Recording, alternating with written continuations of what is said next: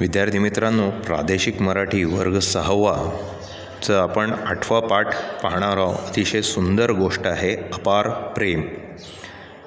आता प्रेम हे फक्त माणसांमध्येच असतं असं नाही आहे, तर पशुपक्ष्यांमध्ये सुद्धा प्रेम असतं. आपल्या घरात आपण अनेक पाळीव प्राणी पाळतो आणि त्या प्राण्यांविषयी सुद्धा आपल्याला एक लळा असतो. एवढंच नव्हे तर आपल्याला नुसता लळा नसतो, तर त्या प्राण्यांच्या थोडं जरी त्यांना त्रास झाला तर आपलं मन दुखतं. तसंच तो प्राणीसुद्धा आपल्यावर तेवढंच जीवापाड प्रेम करत असतो. म्हणजे प्रेम ही मनात असलेली एक सुंदर भावना आहे. अशाच एका प्राण्यांच्या कुटुंबात असलेल्या प्रेमाची गोष्ट आता आपण पाहणार आहोत. एका सरोवराकाठी घनदाट जंगल होतं. पशुपक्षी, झाडेझुडपे, डोंगरदऱ्या, कडेकपाऱ्या, ओढे नाले यांनी वेढलेलं हे जंगल होतं. बघा, जंगलाचं वर्णन किती सुंदर केलेलं आहे. सरोवराकाठी घनदाट जंगल होतं आणि त्या जंगलात पशुपक्षी होते, झाडंझुडपं होते, डोंगरदऱ्या होत्या, कडेकपाऱ्या होत्या, ओढे होते, नाले होते आणि या सगळ्यांनी वेढलेलं हे जंगल होतं. गुहा, घरटी, बिळे, वारूळ आणि जाळी अशी सर्व पशुपक्ष्यांची घरं या जंगलात होती. बघा, किती वेगवेगळे प्रकार घरांचे, पशुपक्ष्यांच्या घरांचे सुद्धा वेगवेगळे प्रकार असतात. फक्त माणसांच्याच घरांचे वेगवेगळे प्रकार नसतात. बघा, गुहा, वाघ, सिंहासारखे प्राणी गुहेत राहतात, पक्षी घरट्यात राहतात, त्यानंतर काही प्राणी बिळात राहतात. उंदीर आहे, साप आहे, हे बिळात राहतात. मुंग्या वगैरे वारुळात राहतात आणि कोळी, कातिंग यासारखे प्राणी जे असतात ते जाळी विणून त्याच्यावर राहतात. अशा वेगवेगळ्या पशुपक्ष्यांचे घरांचे प्रकार इथे सांगितलेले आहेत. आता या जंगलातील सरोवर नेहमी कमळांनी फुललेलं असायचं, म्हणून या जंगलाचं नाव पडलं होतं कमलबन. आता या जंगलामधल्या सरोवरात नेहमी कमळं असायची, म्हणून याचं नावच कमळबन बनलं होतं. आता या कमळबनात एक कुटुंब राहत होतं. कुटुंब माणसांचं नव्हे, हरिणी, हरिण, त्यांची 2 पाडसं. आता हरणांच्या पिल्लांना पाडस म्हणतात.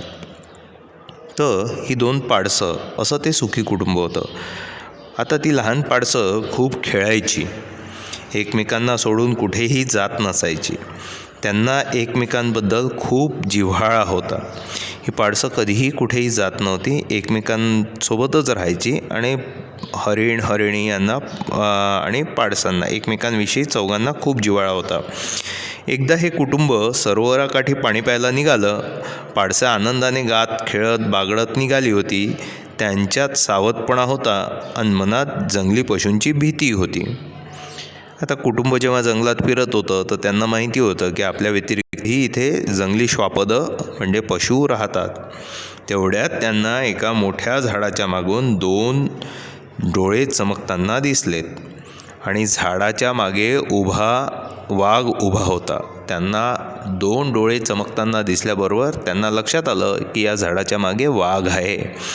आणि आता या कुटुंबाला कळून चुकलं होतं की कुणा एकाची आता चौघापैकी शिकार होणार, कुणा एकाला आता मरावं लागणार. हरिणी म्हणाली, तुम्ही तिघे जा, मी मागून येते. हरिण म्हणाला, नको नको, तुम्ही तिघे जा, मी मागे राहतो. तर एक लहानसं पाडस काय म्हणतं, नको नको, तुम्ही सगळे निघून जा, मी मागे राहतो, म्हणजे तुमचं एखादं बाळ तरी वाचेल. वाघाने त्यांचं संभाषण ऐकलं आणि तो समोर आला. आता वाघ एकदम समोर आल्याबरोबर हरिणीचं कुटुंब थरथर कापायला लागलं.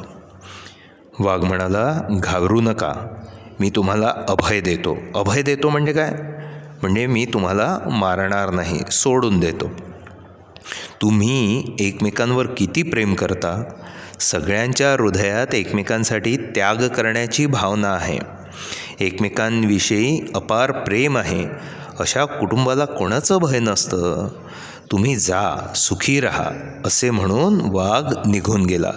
बघा बेटा, या गोष्टीतून एक आपल्याला कळलं की ज्या ठिकाणी प्रेम आहे त्या ठिकाणी देवाचा वास आहे, आणि ज्या ठिकाणी देवाचा वास आहे त्या ठिकाणी कसलं भय आलं. प्रेमाने सगळं जग जिंकता येतं, प्रेमाने सगळी संकटं टाळता येतात, आणि म्हणून आपण सदैव एकमेकांशी प्रेमाने बांधलेलो असलो पाहिजे. आणि म्हणून प्रेम ही फार सुंदर भावना आहे. आपण त्याचा नेहमी आदर केला पाहिजे, जपणूक केली पाहिजे. आता आपण पुढचा या पाठावर आधारित असलेला स्वाध्याय बघूया. आता पान नंबर 22वर स्वाध्याय दिलेला आहे. 1-2 वाक्यात उत्तरे लिहा. जंगलाचे नाव कमळबन असे का पडले? जंगलाचे नाव कमळबन पडले कारण त्या जंगलात सर्वत्र कमळ असायचे. हरिणीच्या कुटुंबात कोण कोण राहत होते? हरिणीच्या कुटुंबात हरिणी, हरिण आणि 2 पाडसं राहत होते. हरिणाच्या कुटुंबाच्या मनात कोणते विचार होते? हरिणाच्या कुटुंबाच्या मनात एकमेकांविषयी वात्सल्य व प्रेम होते. वाघ शिकार न करताच का निघून गेला? हरिणीच्या कुटुंबातील एकमेकांविषयी असलेले वात्सल्य आणि प्रेम पाहून वाघाला आदर वाटला व वाघ शिकार न करताच निघून गेला. पशुपक्षी, झाडे झुडपे यासारखे जोडशब्द पाठात आले आहे, ते शोधा आणि लिहा. बघा, पशुपक्षी, झाडे झुडपे, डोंगर दऱ्या, कड्या कपारी, ओढे नाले आहे ना, तर असे हे शब्द तुम्हाला लिहायचे आहेत. कोण कुठे राहतो? वाघ गुहेत राहतो, पक्षी घरट्यात राहतो, उंदीर साप बिळात राहतात, माकड झाडावर राहतो आणि मधमाशी ही पोळ्यात राहते है ना. त्यानंतर कोण कोणाला म्हणाले, तुम्ही तिघे इथून जा. कोण कोणाला म्हणालं, तुम्ही तिघे इथून जा. हरिणी म्हणाली कुणाला? हरिणाला आणि 2 पाडसांना. नको नको, तुम्ही तिघे जा. कोण म्हणालं? एक पाडस म्हणाला. कोणाला? दुसऱ्या पाडसाला आणि हरिण आणि हरिणीला म्हणालं. नको नको, तुम्ही सगळे जा. नको नको, तुम्ही सगळे जा. कोण म्हणालं? एक पाडस, तुम्ही सगळे निघून जा असं पाडस म्हणालं. त्यानंतर मी तुम्हाला अभय देत आहे. कोण म्हणालं? वाघ म्हणाला. वाघ म्हणाला हरिणीच्या कुटुंबाला. हरणाच्या कुटुंबाला वाघ म्हणाला. प्रश्न 5वा. या पाठातील दोन्ही चित्रांचे वर्णन करा व वर्गात सांगा. आता तुम्हाला हे चित्रांचं वर्णन लिहायचं आहे. एक सरोवर आहे, त्यात कमळं उगवलेली आहेत. सरोवराच्या भोवती हरिणीचं कुटुंब आनंदात खेळतं आहे. छान हिरवगार जंगल आहे. डोंगर दऱ्या आहेत, वरती मेघ दिसतात आहेत, आणि शिकारीच्या आवेशात एक वाघ लपून बसला आहे. या पद्धतीने वर्णन लिहायचं आहे. जंगल या शब्दाची खाली रूपे दिलेली आहेत. आता खालील दिलेल्या शब्दांची अशी रूपे तयार करा. जसं जंगल, जंगलाचा, जंगलात, जंगलाला, जंगलासाठी, जंगलापासून, जंगलातून, जंगली, जंगलाचे, जंगलाच्या. सरोवर, सरोवराकडे, सरोवरात, सरोवरात भोवती, सरोवरामध्ये. या पद्धतीने आनंद, आनंदात, आनंदाने, आनंदित. या पद्धतीने तुम्हाला कुटुंब आणि झाड याची सुद्धा रूपं लिहायची आहेत. खालील शब्दांचे तो, ती, ते लावून लिंग ओळखा. ती जीभ, ती चिंच, तो वाघ, ते कुटुंब, ते पाणी, ती गुहा, ते पाडस आणि ती हरिणी. खालील शब्दांचे वचन ओळखा व लिहा. ओढे अनेकवचन, नाले अनेकवचन, पाडसे अनेकवचन, वाघ एकवचन, जंगल एकवचन, बाळ एकवचन.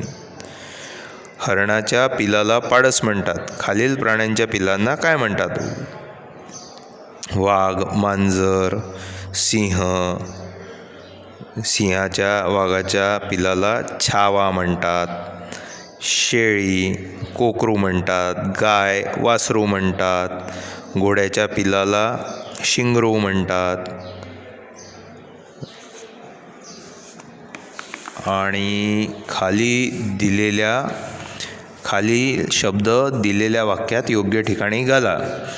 सरोवराचे, अपार, अभय आणि हृदयात हे 4 शब्द आपल्याला 4 रिकाम्या जागात ठेवायचे आहेत. बलाढ्य सिंह जेव्हा अभय देतो तेव्हा आश्चर्य वाटते.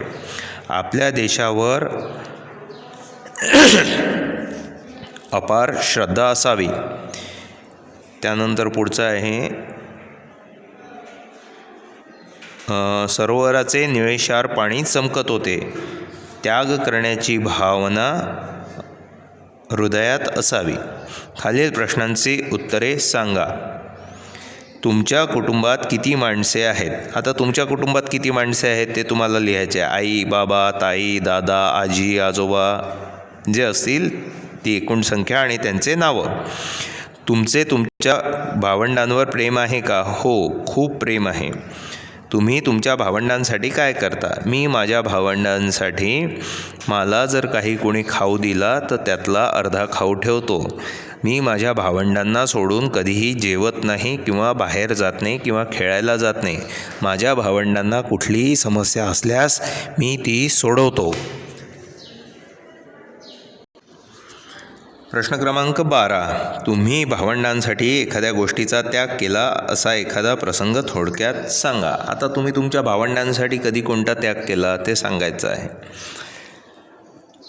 एक वेळा माझ्या शाळेची सहल निसर्गरम्य ठिकाणी जाणार होती, पण माझ्या शाळेच्या सहलीमध्ये फक्त मलाच जाता येणार होते.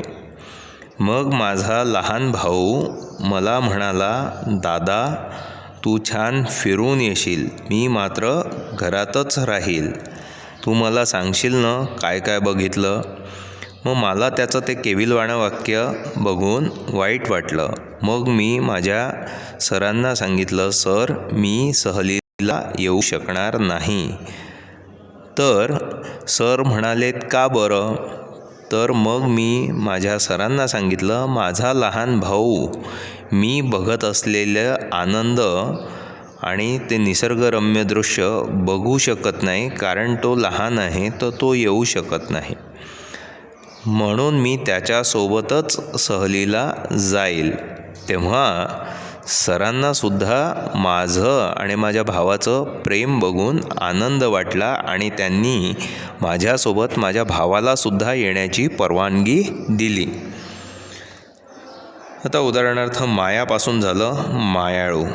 खालील शब्दांची माळ तयार करायची आहे आणि शेजारच्या माळेतील योग्य मणी लावायचं आहे. बघा, मायापासून झालं मायाळू, त्यातला ळू वापरला. कष्टपासून कष्टाळू, गोडपासून गोडवा, लहानपासून लहानपण, चपळपासून चपळता आणि मोठेपासून मोठेपणा, असे हे शब्द तयार होतात. आता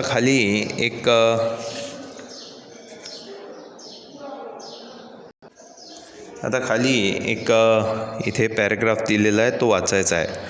कुंभकोणम येथील एका पाठशाळेतील वर्गात गणिताचा तास चाललेला होता. वर्गशिक्षक गणिताचा सिद्धांत मुलांना समजावून सांगत होते. एखाद्या संख्येला त्याच संख्येने भागले असता भागाकार नेहमी 1 येतो. ते म्हणाले, साऱ्या मुलांनी तो सिद्धांत आपल्या वह्यांमध्ये टिपून घेतला आणि काहींनी तर तो मनातल्या मनात पाठही करून टाकला. तेवढ्यात एक लहानसा मुलगा ताडकन उभा राहिला आणि वर्गशिक्षकांना म्हणाला, गुरुजी तुमचा हा सिद्धांत थोडासा चुकीचा आहे. शिक्षकांनी आपल्या चष्म्याच्या जाड भिंगातून त्या मुलाकडे पाहिले. त्याचा चेहरा विलक्षण गंभीर झाला. ते काहीशा करड्या आवाजात म्हणाले, तुझं म्हणणं स्पष्ट करून सांग पाहू. यावर तो मुलगा खड्या आवाजात धीटपणे म्हणाला, सर 0ला भागले तर त्या चिमुरड्या मुलाचा हा प्रश्न ऐकताच त्या शिक्षकांना त्याच्या बुद्धिमत्तेचे विलक्षण आश्चर्य वाटले. हा मुलगाच म्हणजेच पुढे श्रेष्ठ गणितज्ञ म्हणून प्रसिद्ध झालेले श्रीनिवास रामानुजन होय.